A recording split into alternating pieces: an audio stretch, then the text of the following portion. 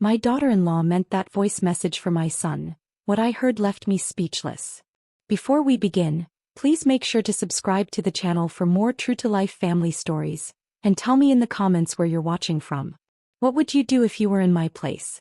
My name is Amara Lewis. I'm 66 years old, a retired nurse, and I thought I had already faced the hardest storms of life. I raised my only son Ethan alone after his father disappeared. I built my life on sacrifice, double shifts, and quiet endurance. Ethan was my pride, my reason. And when he married Sienna, I told myself my family was finally complete. But that night, during a coastal storm that rattled every window in my house, my phone buzzed with a new voice message. The name on the screen made me frown. Sienna. She never writes to me directly. Till I pressed play. Her voice poured into my kitchen, calm and sharp. Tomorrow's the day. I told your mom it's a routine appointment. Once she signs, she'll already be in the home. Marla has the transfer papers ready. The house will be in our names before the month's over. Marla Quinn, Sienna's cousin, works at the county clerk's office. A connection I never questioned until now. The words kept coming, steady, cruel. She repeats herself, she mixes up dates. That's enough for guardianship. Once we get the deed, we'll refinance. 6-burner stove. No more living in her old mess. And Ethan, don't feel guilty. It's safer this way. Then laughter. Cold, casual laughter. I stood frozen. I had worked myself to the bone so Ethan could study, eat, and sleep under a safe roof. I had sold my jewelry to pay for his education. I had even borrowed against this very house. And now, the woman he chose was planning to take everything from me, with my son by her side. For a long moment I could not breathe. I could not speak. But silence can be sharper than any weapon.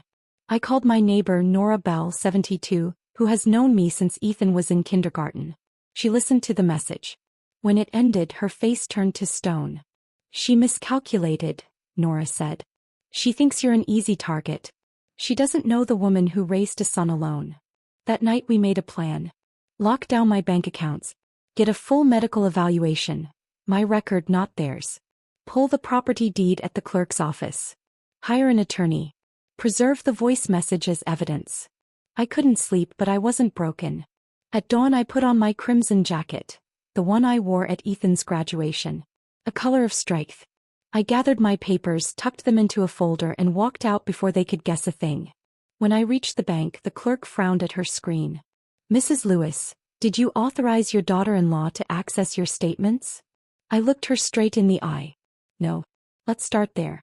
And lock everything down.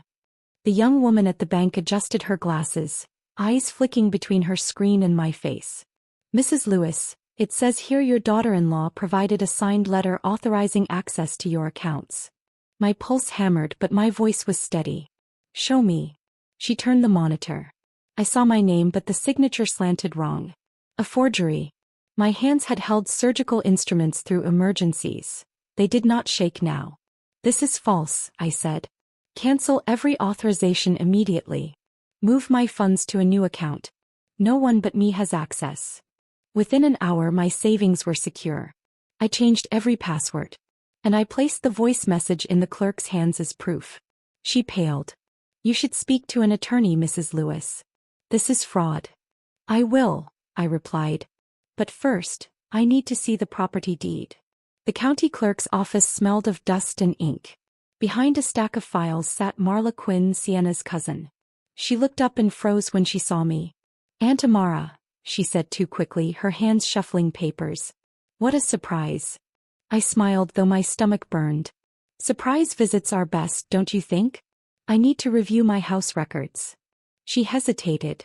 A bead of sweat formed on her temple. As she fumbled through folders, a sheet slipped out. My name typed at the top, but not in my handwriting. I caught it before she could hide it. This looks familiar, I said softly. Her face drained of color. Please, Aunt Amara, it's not what you think. But it was exactly what I thought. The proof was in my hands now. Next stop was Dr. Felix Moran, a respected geriatric specialist. I told him everything. He listened, silent but intent, then put me through every test. Memory, orientation, reasoning. When we finished, he signed the report in bold strokes. Mrs. Lewis, you are in perfect cognitive health. No confusion, no dementia. If anyone claims otherwise, they're lying. I exhaled for the first time that day.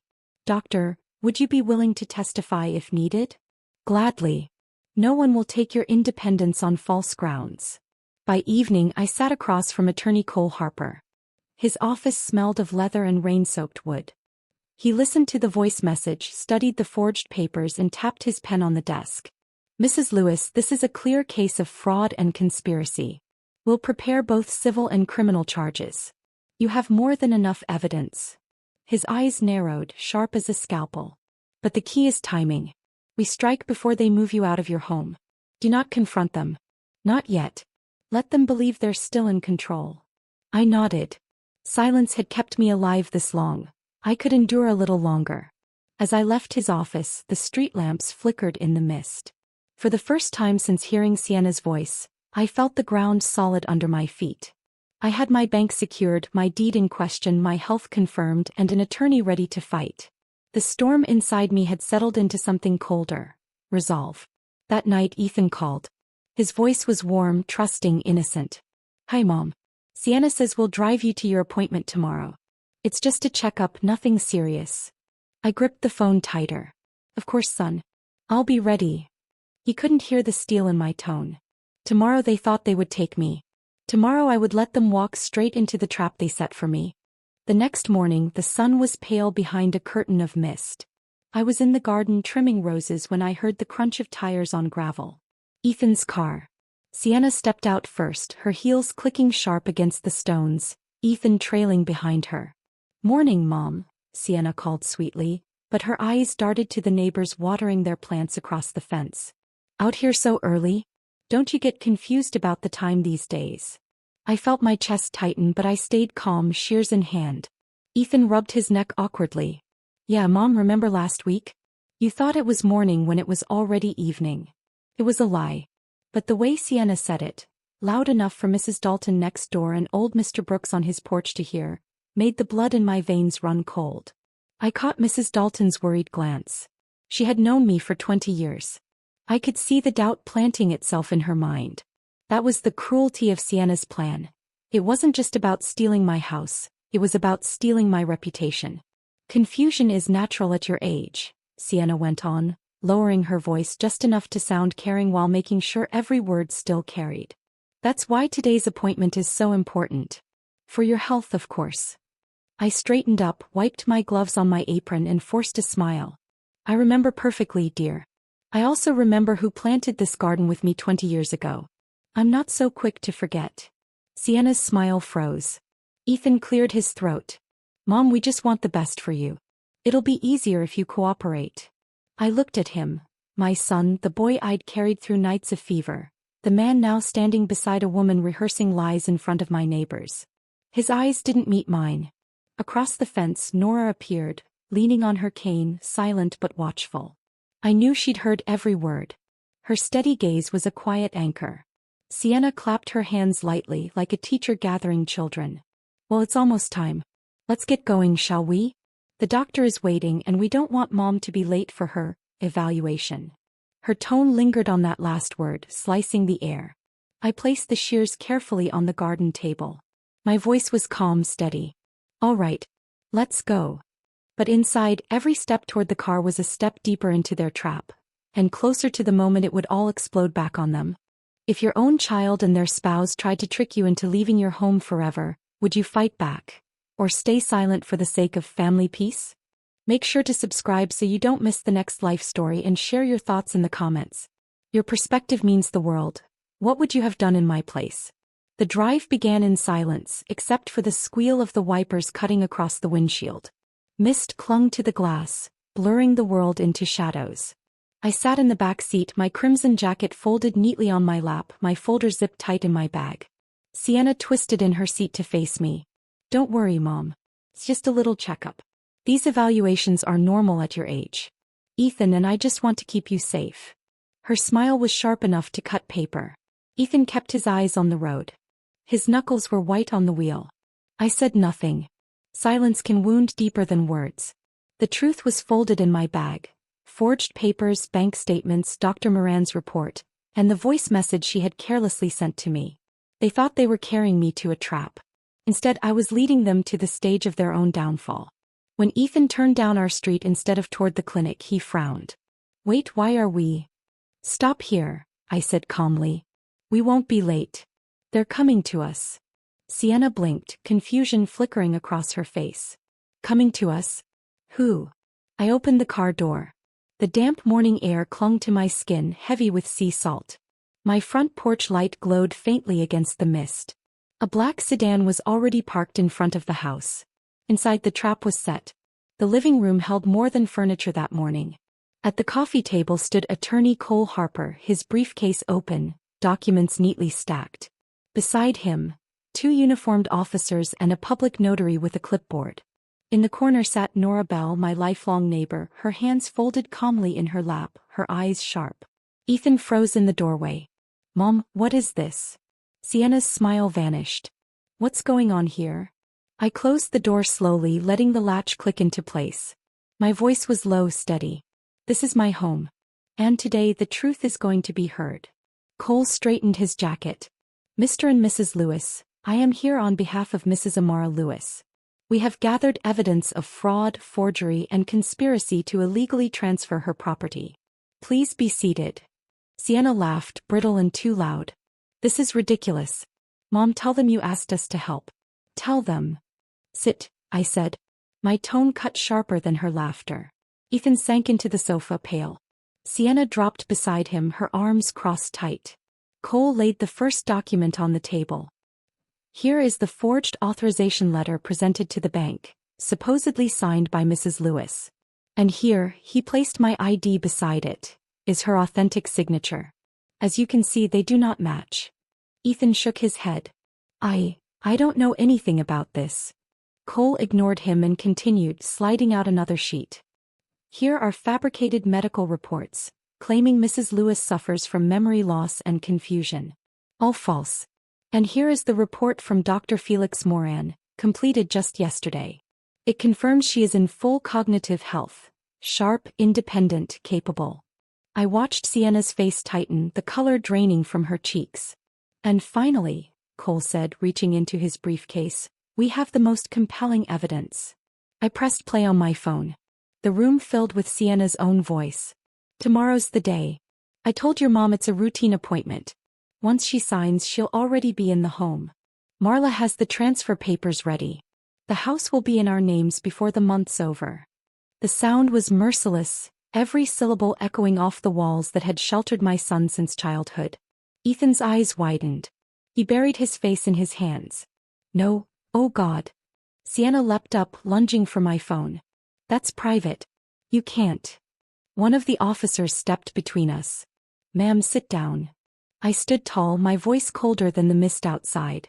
"It's evidence. Evidence of betrayal in my own home." Cole placed one final paper on the table. "We also have a signed confession from Marla Quinn, your cousin, admitting her role in forging these documents. She has cooperated fully." Sienna's eyes darted wildly. She's lying." Cole nodded at Nora. "And we have a witness who overheard your remarks in the garden yesterday, spreading lies about confusion, memory lapses. Mrs. Bell is ready to testify." Nora's calm voice broke the silence. I heard every word, and so did the neighbors. Sienna's shoulders sagged. For the first time, fear cracked through her composure. The officers stepped forward. "Mrs. Lewis," one asked formally, "do you wish to proceed with charges against your daughter-in-law and your son?" The room went silent. Ethan looked at me, eyes red, lips trembling. "Mom, please." Sienna glared at me, hatred burning in her eyes, even as her hands trembled. I lifted my chin. "Yes. Proceed." The handcuffs clicked. Sienna's face twisted as the metal closed around her wrists. Ethan collapsed back onto the sofa, staring at the floor as if the ground had given way beneath him. For months, they had whispered behind doors, forged papers, and plotted to erase me. Now, in the very room they tried to steal, the truth was laid bare. But as Sienna was led away, I saw her glance back at me with a spark of fury, not remorse. A silent promise. This isn't over. I knew then the battle was only half won. The storm had broken, but darker clouds still waited beyond the horizon. Sienna was taken from my house in handcuffs. Ethan sat on the sofa, pale and broken as if his world had collapsed around him. For years I had carried him through sickness, sacrifice and sorrow, yet in the most crucial moment he hadn't defended me. That wound cut deeper than any forged paper. But the law moved quickly. With Cole Harper's guidance we filed both civil and criminal suits. The evidence was overwhelming. The forged signatures, the fraudulent medical reports, Marla's confession and the voice message itself. Within weeks, Sienna's name was plastered across local news. Daughter-in-law plots to seize elderly woman's home. At her company, reputation was everything. She was called into the office, humiliated before her peers and quietly pushed out. Richard, her cousin's ally, faced his own scandal at the clerk's office. Several staff members were dismissed, and an entire network of corruption unraveled. Ethan, though not charged, was marked by silence. Neighbors whispered. Friends turned away. His choice to stand with his wife instead of his mother burned every bridge of trust we had built over decades. When Sienna and her lawyer begged for a settlement to avoid prison, I agreed on one condition. They had to sign a full confession. Not just to me but to the community they had lied to. And so it was printed word for word in the same community boards where they had whispered that I was forgetful, confused, unfit. We, Ethan and Sienna Lewis, confess that we falsely accused Amara Lewis of mental decline. We admit we forged documents, conspired to transfer her property and spread lies about her health. Mrs. Lewis is fully competent. Our accusations were false. That single statement restored my dignity. The smear was undone. And in their desperation to protect themselves, they gave me the one thing money could never buy back. My reputation. I sold the house soon after. The walls were too heavy with betrayal. With the money, I bought a modest apartment by the coast in a community of independent seniors. Here I planted new roots. I joined painting classes, volunteered at a foundation for abandoned elders, and even made friends who understood my scars. The crimson jacket I once wore to shield myself became a symbol. Whenever I put it on, I remembered, survival is not about silence, it's about courage. As for Ethan and Sienna, word reached me months later. Their marriage cracked under the weight of shame and debt. Friends drifted away, jobs vanished, and the dream of taking my house turned into the nightmare of losing everything. I felt no joy in their downfall, only a cold certainty. Actions have consequences. One evening I walked along the shore as the tide drew back, revealing clean sand. The air smelled of salt and freedom. For the first time in years I felt completely unburdened. I thought of every woman who still endures cruelty behind family walls, who is told to stay quiet for the sake of peace. If my story reaches even one of them, I hope it shows that silence is not peace. It is surrender. And it is never too late to stand up, never too late to fight back, never too late to live free. I raised my face to the wind and whispered, "This is my life. And I choose dignity." If you've listened this far, thank you. Please subscribe, leave a comment and share this story so others can find strength in it too. Tell me below, if your own family betrayed you like mine did, what would you have done? With love, Amara.